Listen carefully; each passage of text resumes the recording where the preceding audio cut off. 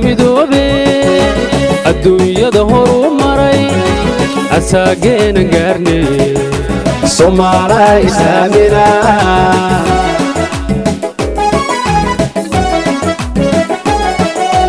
ummadaha midoobe adduunyada horu maray asaageena gaarnay Soomaaliya islaamina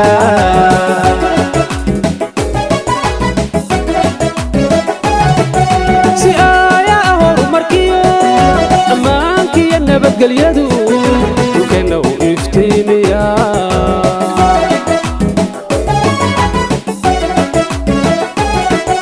si ayaa horumarkiyo ammaankiyo nabadgelyadu qaradda u iftiimiya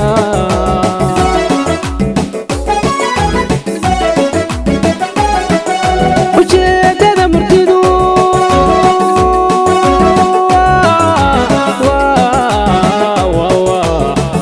dardarane